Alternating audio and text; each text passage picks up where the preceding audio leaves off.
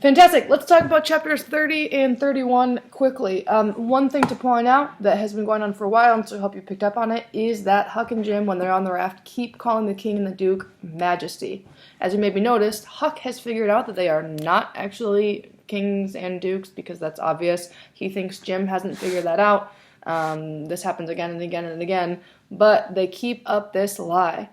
Partially, I think, just to keep the peace. There are multiple moments where Huck talks about, like, what you want on a raft is peace, and we know that, like, the raft is now home. It's shalom. It's peace for him, and so he does keep this lie up, even when they tried at the end of chapter 29 to escape the king and the duke. They get back, and Huck is still like, whatever you want, your majesty, which is fascinating to watch. The king and the duke are mad for a second, but they take some explanation from Huck about why. Like, he makes up a lie about why they weren't actually trying to leave them. But then as soon as Jim starts talking, at the bottom of page 205, the king told him to shut up.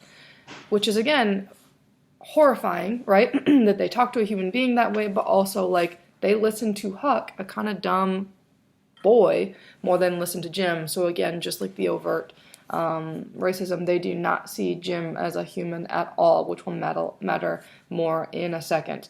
So then we have the king and the duke, and they get in a huge fight about who stole what. This ends up being, or the money, this ends up being a good thing for Huck, because the duke kind of beats the king up until the king admits to stealing the money, which we know as the reader, ironically he did not, but these two men have that fight. The duke wins, and so the king has to pretend like he stole the money, or at least promises under pain of death to never again say he didn't move the money. What matters about this, I think, is these two men have lived lives of deceit and lying for so long that they see that in everyone, right? So they don't figure out that Huck tricked them because they both assume that the other one is lying. I think that when you live in a really negative way like they have, you see that in everything. It changes the way that you see the world. And so I think this moment matters. It's not the most important moment, but it matters. At the very end of page 208 of chapter 30, Huck tells Jim everything, which again shows the way that relationship has changed. Huck, who, as we know, is a big liar, doesn't hardly ever tell the truth, tells Jim everything. Again, just to keep watching that relationship grow. I do want to point out a very funny joke towards the top of page 209, the first full paragraph. Says, first, they're talking about the king and the duke, like swindling people for money. First, they done a lecture on temperance, but they didn't make enough for them both to get drunk on. In case you didn't know, temperance means, like, sobriety, like not drinking, and then they wanted to use that money to get drunk. It's funny. Mark Twain is funny. This book is so funny. I'm glad we're reading it. But then they start to come up with a worse plan than anything else. They do all sorts of, like, they tackle missionarying and telling fortunes and a little bit of everything because these two rapscallions just want to make money. But then we start to get nervous because they start conferring just with the two of them. Some plot stuff going on there. Read that part. Long story short, and you'll pick up on this when you actually read it, Jim disappears, and Huck can't find him anywhere. And he's talking to a boy who, on page 211, about a quarter of the way down, says, I reckon there's a $200 reward on it. It's like picking up money out of the road. Because, once again, what is Jim? Certainly not a person in the eyes of pretty much anyone in this book. He is just like a dollar amount. Can you imagine talking about a person that way, right? Realizing that a person is missing, a person has been taken away, and saying, oh, it's like picking money up out of the road, right? It's like finding a dollar bill on the road. That's what you get when you find a lone black man, which is horrifying. Huck's telling a lot of lies, again, to get the whole picture. And so, again, I'll just tell you, this is going to end. Huck's going to try to do a good thing. But again, we see Huck telling a lot of lies, good lies, because he's trying to figure out the whole picture so that he can help his friend. He figures out, and I hope that you do too, that Jim has been sold. And so I want you to remember way back when the king was doing the whole pirate thing with all those religious people and getting all the money. The Duke wasn't there for that because he was off printing posters. And if you remember what he was printing runaway slave posters. And so Huck figures out, as I hope that you do as well, that they sold Jim. And by they, I mean the king, it's just the king, who sold Jim for $40 to go get drunk, right? He had used that poster that said he was worth $200, couldn't wait to get the full $200, sold Jim for $40 and went and got drunk with that money, which again is horrifying, right? On a lot of levels, but again, the king and the duke are just really, really terrible. Anyway, that happens later, but I want to point out a few other moments that I think are important. On page 212, we see the word providence again. And if you remember, the king and the duke kept using the word providence anytime they would get money, right? They would swindle people, they would lie, they would cheat, they would manipulate, and they would say, oh, it's providence, right? God wanted us to have this money. And now Huck uses the word providence to say, like, and at last when it hit me all of a sudden, here was the plain hand of providence slapping me in the face and letting me know my wickedness was being watched from all the time up there in heaven, whilst I was stealing a poor old woman's nigger that hadn't ever done me no harm, yada, yada, yada. Talks about how God is always on the lookout.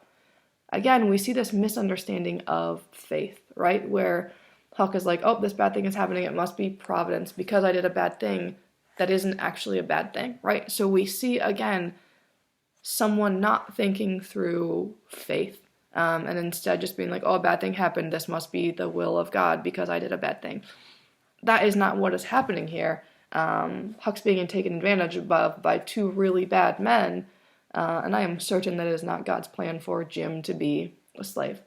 So again, just like this misunderstanding of a relationship versus like an arbitrary vending machine God that the king and the duke and even Huck sometimes buys into.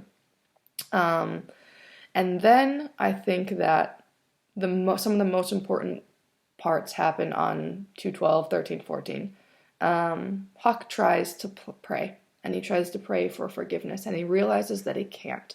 And he can't because he doesn't really want to apologize to God for stealing or helping Jim run away.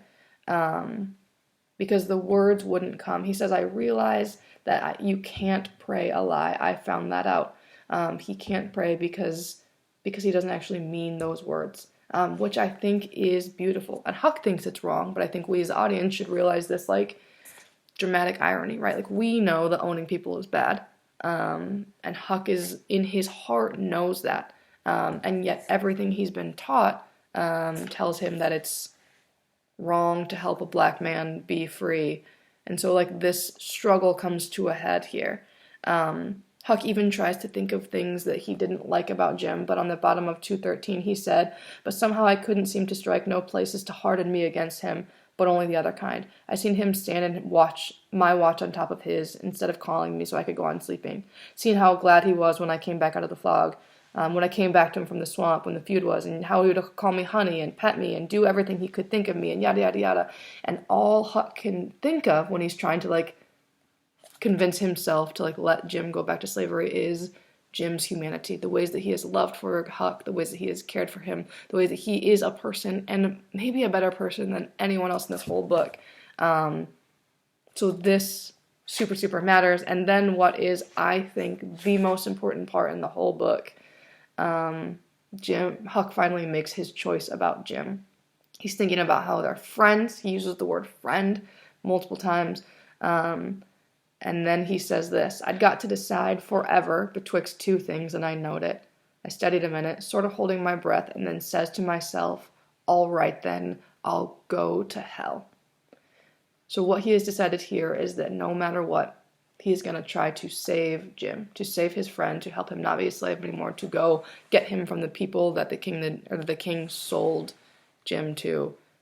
Even though he thinks this is wrong, right? There's something inside of him that tells him, like, this is the right thing to do. But he still doesn't trust himself, right? Everything that he's learned his whole life says that, like, slavery is okay.